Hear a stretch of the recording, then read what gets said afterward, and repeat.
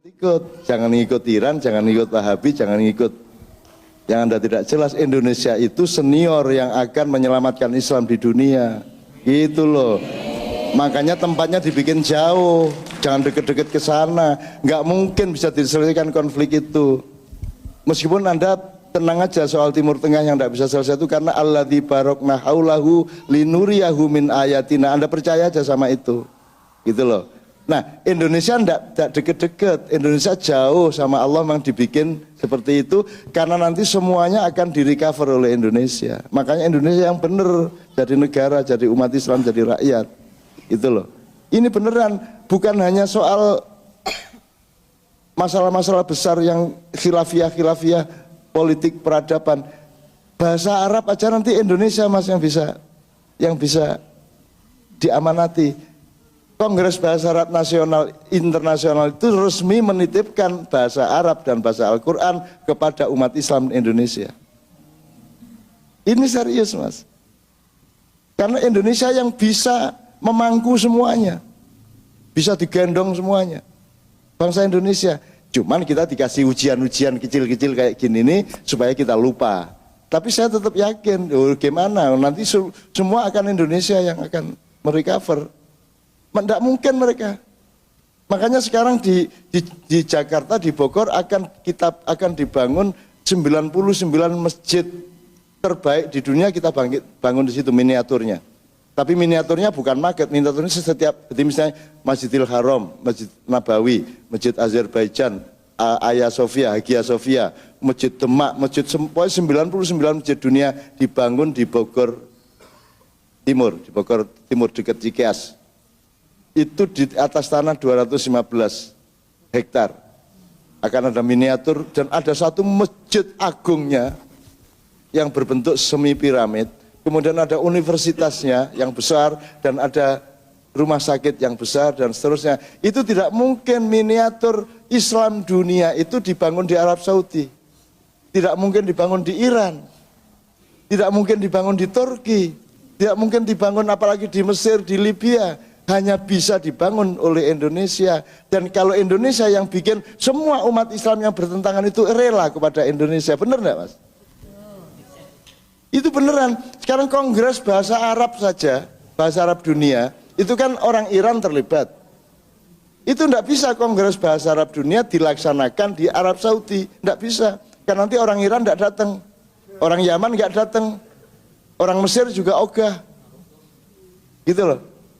Maka Kongres Bahasa Arab Dunia itu makin lama makin diselenggarakan oleh Indonesia. Karena kalau di Indonesia, Arab Saudi datang, Iran datang, Yaman datang, Yordan datang, semua datang. Kita ini yang membuat mereka semua merasa aman besok-besok. Jadi di sini kita jangan bertengkar soal yang kecil-kecil. Mari kita bangun kedahsyatan Indonesia, kebanggaan Indonesia, harga diri Indonesia, kedewasaan Indonesia untuk menampung seluruh masalah-masalah dunia. Baik sama soleh jangan dijadikan satu konfigurasi kalau memang kita mau cari rujukan. Baik itu dari bahasa Indonesia, soleh itu dari bahasa Arab, dari Al-Quran. Kalau Anda ngomong soleh, Anda cari konfigurasi dan terminologi yang satu lingkup dengan soleh. Jadi kalau dalam Al-Quran itu ada khair, ada ma'ruf, ada ihsan, ada birrun, ada ihsan, ada soleh. Gitu Bu. 6 ini beda-beda konteksnya, view-nya dan angle-nya beda-beda. Baik tidak bisa dipelajari di sini karena baik ini dari budaya yang lain sama sekali. Kalau khair, ma'ruf dan seterusnya sampai soleh tadi itu jelas rujukannya di Al-Quran. Misalnya kalau khair itu kebaikan yang bersifat universal dan belum tertentu, dia umum. Maka oleh Allah treatmentnya, aplikasinya adalah dianjurkan, tidak boleh diperintahkan.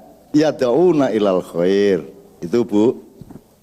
Kalau ma'ruf itu sudah padat, sudah jadi pasal, sudah menjadi undang-undang, maka harus diperintahkan. Dia sudah sesuatu yang harus diletakkan sebagai perangkat undang-undang.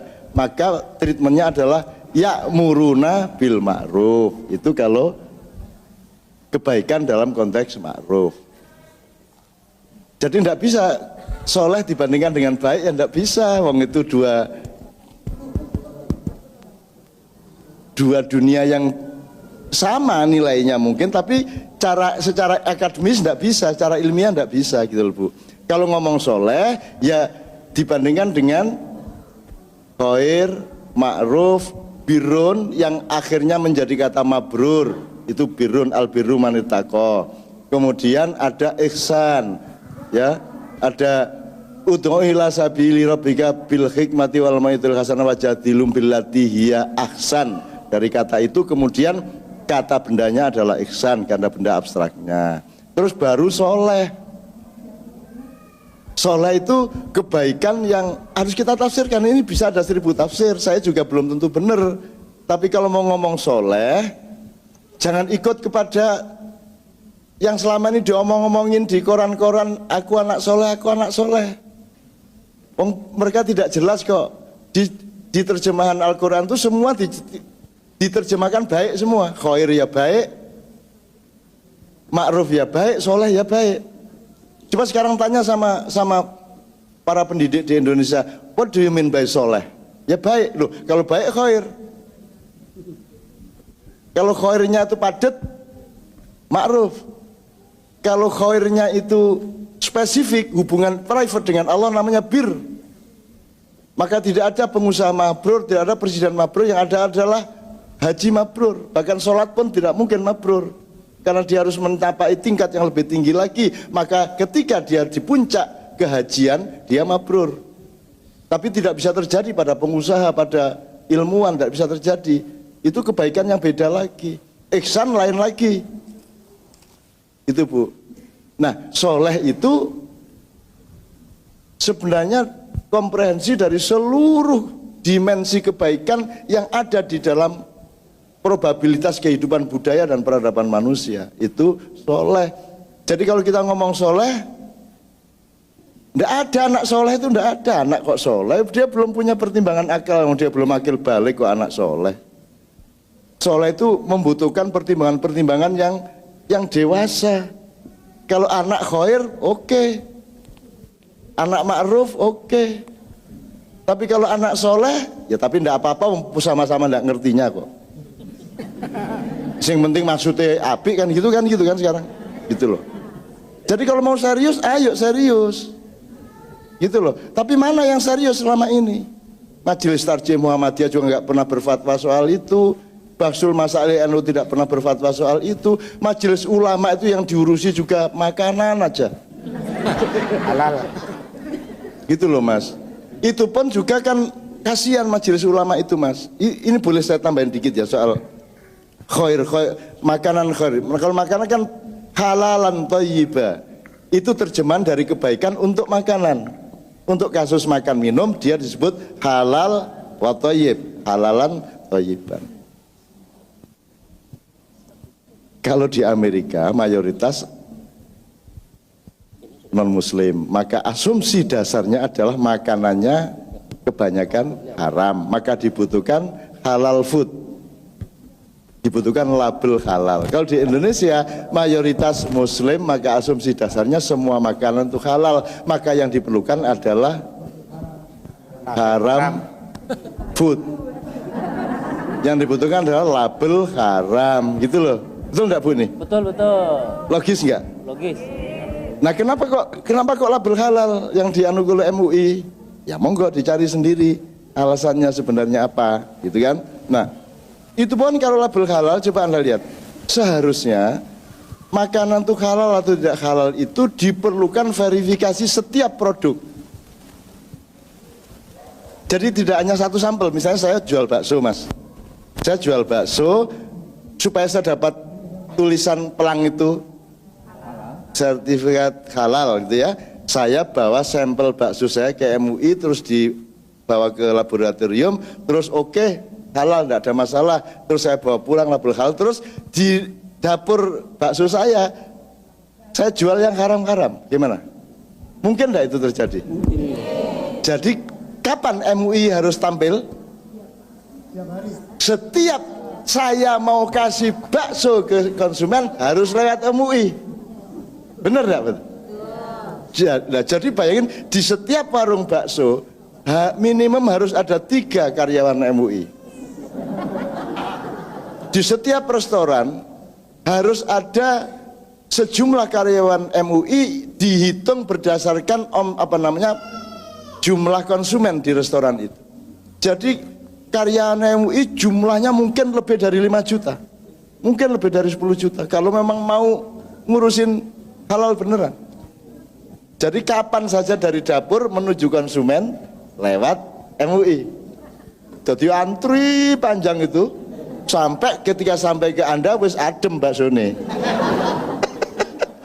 Saya nggak nyalain loh, saya cuma simulasi loh. Bener nggak Mas itu maksud saya tadi? Logis kan Mas? Nah iya, ini sekarang Indonesia ini lagi banyak sertifikasi Pak. Sekarang ada sertifikasi arah kiblat, coba. Jadi masjid itu kok kelak harus punya sertifikat arah kiblat. Jadi harus tepat 24,5 derajat miring ke utara. Ini yang paling menyenangkan ini, suatu hari ada sertifikasi khitan, sunat. Siapa belum sunat tidak bisa masuk masjid. Jadi setiap laki-laki harus ke kantor MUI diverifikasi wis sunat atau durung. Baru Anda boleh ke masjid menunjukkan sudah Pak, sudah. Gitu kan nyeneng kita itu Mas. Nah sementara MUI belum siap untuk sertifikasi khitan, sekarang dilaksanakan oleh setiap masjid. Jadi di masjid-masjid di bagian depan ada ruangan khusus untuk ngecek laki-laki sudah khitan apa belum. Jadi sebelum masuk masjid melbuse, keluar ya, itu. Nah ini kan Jumatannya bisa telat nih lama-lama ini. Akhirnya kita kompromi secara kultural, yang penting sah. Jadi dianjurkan kalau ke masjid jangan pakai celana dalam dan harus pakai sarung. Jadi begitu lewat sampun Pak, sampun Pak. Sudah loh Pak, sudah loh Pak. Gitu. Coba kita nih, yuk bersatu yuk. Kita cari yang benar-benar oke untuk Islam kita ya.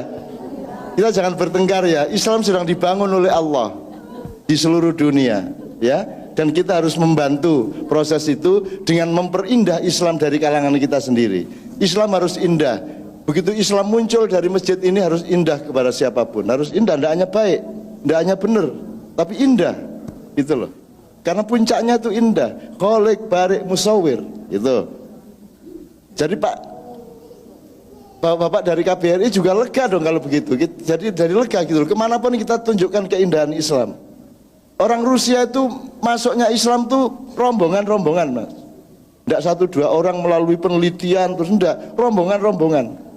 Ada sebuah desa di Rusia tuh masuk Islam hanya karena seneng loh, kok enak ya wudhu itu.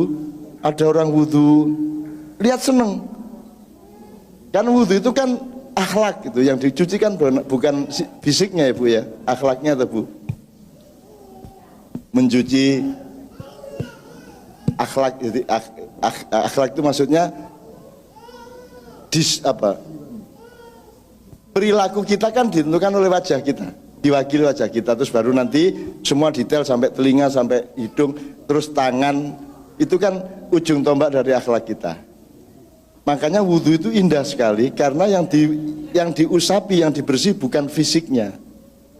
Meskipun tetap harus secara fisik seperti itu wudhunya, tapi jangan dipikir bahwa yang diusapi itu wajah Anda, yang diusapi yang di sini adalah kepribadian Anda dan akhlak Anda. Betul enggak Bu? Kalau enggak percaya, kalau ibu kentut yang malu apanya? Mukanya. Jadi sampean mau sholat ternyata kentut terus wudhu lagi, kan yang dibersihkan bukan yang bikin batal, tapi wajahnya, kan jelas toh Bu? Mosok mari kentut terus wudhu ngene gak ono. Umat itu jangan direpoti oleh pembicaraan yang agak tingkatnya intelijen Mas ya. Yaitu tingkatnya harus berlapis-lapis. Jadi lebih baik itu kita punya forum khusus. Kalau untuk umat itu menurut saya ya sudah, Nggak usah ngurusin yang lain, do your best gitu aja. Tunjukkan bahwa Islam itu indah dan menyenangkan dan bikin orang aman. Aman pada 3 hal, 1 nyawa, 2 martabat, 3 harta gitu loh Bu. Yang diurusin negara kan cuma 3 itu toh. Nyawa, martabat, harta. Makanya ketika ada kasus calon presiden di sini ditemui oleh ketua DPR dari Indonesia kan urusannya martabat, jatuh martabat bangsa Indonesia kan gitu kan. Jadi 3 hal itu, nyawa, martabat, harta. Kalau Anda berlaku kepada semua tetangga Anda, orang di kantor dan siapapun masyarakat di Amerika, dengan mereka merasa yakin bahwa kalau ada Anda, hartanya aman, nyawanya aman, martabatnya aman, maka Islam akan diterima oleh siapapun di mana-mana. 9/11 kan soal nyawa, kan gitu. Nah jadi Anda sibuk itu aja, kalau si A sama itu, nah iso aja dek gini Mas, gak enak Mas. Ya gak enak Mas, itu nanti kita nambahin file-file yang gitu. Dan sebenarnya insya Allah tidak seserem itulah. Masih ada Anda, masih ada saya, tenang aja. Gitu loh Mas ya. Nah, karena gini, teorinya gini Bu ya, sampean itu Bapak-bapak jangan terlalu, saya pakai metode, saya pakai metafor yang agak tidak enak tapi gampang gitu loh Bu. Sampean mau koran, sampean mendengar, sampean baca Facebook, upload apa, posting, copy paste segala macam, atau baca nonton TV Indonesia segala macam, itu mbok berpikir gini.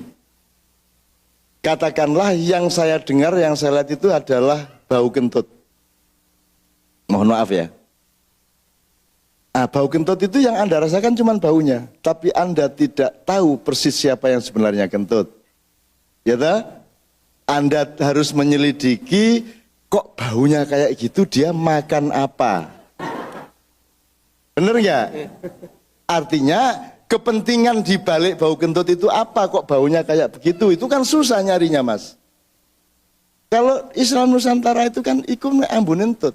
Tapi harus Anda cari belakangnya. Hubungannya apa sama Muktamar Jombang, hubungannya apa sama beasiswa Iran, hubungannya apa sama Mesir yang dihancurkan oleh Arab Spring dan seterusnya, itu kan terkait satu sama lain. Dan juga tidak seserem-serem itu. Coba pelaku-pelakunya juga tidak hebat-hebat amat gitu loh.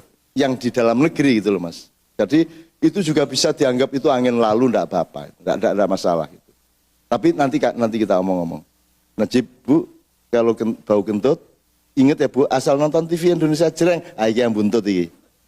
Nah Anda mikir, kok sekarang ya kentutnya, kok enggak kemarin atau besok? Itu kan sebuah masalah juga. Itu yang saya sebut level intelijen.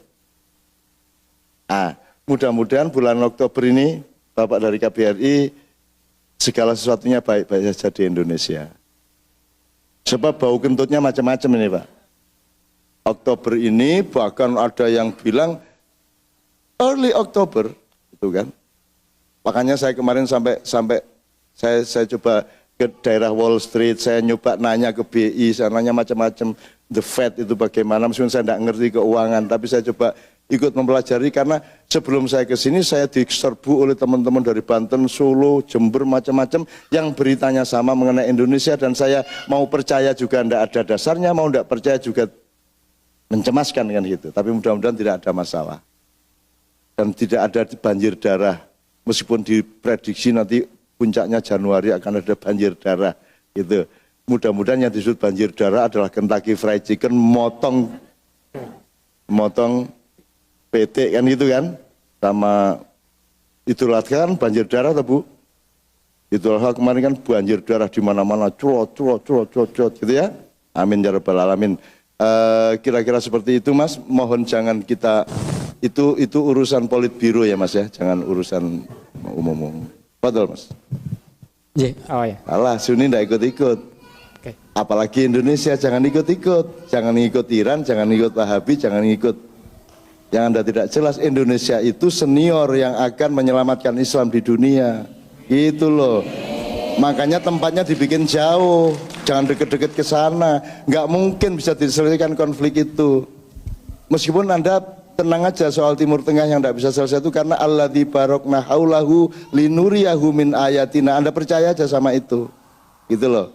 Nah, Indonesia tidak deket-deket. Indonesia jauh sama Allah memang dibikin seperti itu karena nanti semuanya akan direcover oleh Indonesia. Makanya Indonesia yang benar jadi negara, jadi umat Islam, jadi rakyat. Itu loh. Ini beneran bukan hanya soal masalah-masalah besar yang khilafiyah politik peradaban. Bahasa Arab aja nanti Indonesia Mas yang bisa diamanati. Kongres Bahasa Arab Nasional Internasional itu resmi menitipkan bahasa Arab dan bahasa Al-Quran kepada umat Islam Indonesia. Ini serius Mas. Karena Indonesia yang bisa memangku semuanya. Bisa digendong semuanya. Bangsa Indonesia. Cuman kita dikasih ujian-ujian kecil-kecil kayak gini nih supaya kita lupa.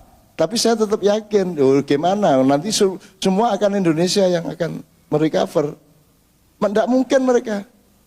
Makanya sekarang di Jakarta, di Bogor akan dibangun 99 masjid terbaik di dunia, kita bangun di situ miniaturnya. Tapi miniaturnya bukan maket, miniaturnya setiap, jadi misalnya Masjidil Haram, Masjid Nabawi, Masjid Azerbaijan, Hagia Sophia, Masjid Demak, Masjid 99 masjid dunia dibangun di Bogor Timur dekat Cikeas. Itu di atas tanah 215 hektar. Akan ada miniatur dan ada satu masjid agungnya yang berbentuk semi piramid. Kemudian ada universitasnya yang besar dan ada rumah sakit yang besar dan seterusnya. Itu tidak mungkin miniatur Islam dunia itu dibangun di Arab Saudi. Tidak mungkin dibangun di Iran. Tidak mungkin dibangun di Turki. Tidak mungkin dibangun apalagi di Mesir, di Libya. Hanya bisa dibangun oleh Indonesia. Dan kalau Indonesia yang bikin, semua umat Islam yang bertentangan itu rela kepada Indonesia. Benar enggak Mas? Itu beneran. Sekarang Kongres Bahasa Arab saja, Bahasa Arab Dunia, itu kan orang Iran terlibat. Itu enggak bisa Kongres Bahasa Arab Dunia dilaksanakan di Arab Saudi. Enggak bisa. Karena nanti orang Iran enggak datang. Orang Yaman enggak datang. Orang Mesir juga ogah. Gitu loh. Maka Kongres Bahasa Arab Dunia itu makin lama makin diselenggarakan oleh Indonesia. Karena kalau di Indonesia, Arab Saudi datang, Iran datang, Yaman datang, Yordan datang, semua datang. Kita ini yang membuat mereka semua merasa aman besok-besok. Jadi di sini kita jangan bertengkar soal yang kecil-kecil. Mari kita bangun kedahsyatan Indonesia, kebanggaan Indonesia, harga diri Indonesia, kedewasaan Indonesia untuk menampung seluruh masalah-masalah dunia. Ngono Mas. Terakhir Ibu.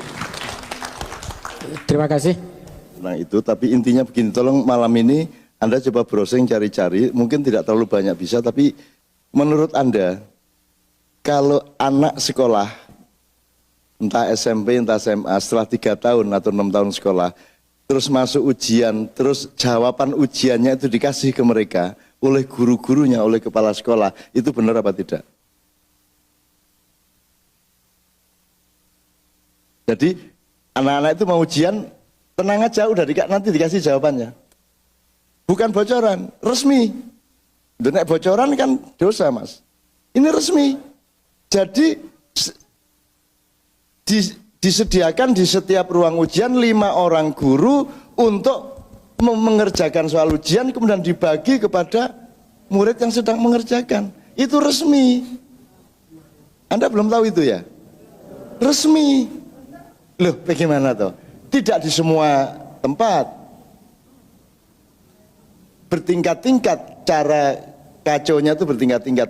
Kalau saya katakanlah di beberapa kabupaten di Jawa Timur, itu resmi dan itu dirunding oleh kepala dinas, kepala-kepala sekolah, dan ulama-ulama, kiai-kiai itu rundingan untuk menyusun bagaimana caranya supaya anak didik ini bisa mengerjakan ujian. Maka harus dibantu oleh guru-guru. Sudah ada dalilnya. Menurut ulama itu harus menolong umatnya. Maka ketika umatnya ujian harus dikasih jawabannya. Bupati dan kepala dinas mengatakan pemerintah itu wajib membantu rakyatnya. Gitu loh. Dan guru-guru juga harus mempermudah muridnya. Itu terjadi Mas. Itu benar-benar kenapa kok terjadi seperti itu? Karena kepala sekolah tidak mau dipecat karena anak-anaknya banyak yang tidak lulus. Ngerti itu yang disebut Citra tadi, nggak mau dipecat. Loh, kalau ada sekian kepala sekolah dipecat karena anak-anaknya pada nggak lulus, bupatinya yang terancam, kepala dinasnya terancam, bisa dipindah, bisa di-off-kan dia. Maka bupati juga berkepentingan supaya daerahnya adalah daerah yang sekolahnya lulusannya terbaik, dan supaya lulusannya terbaik disusun rekayasa seperti itu. Gimana coba Mas? Itu kan sudah hancur lebur pendidikan kita di Indonesia.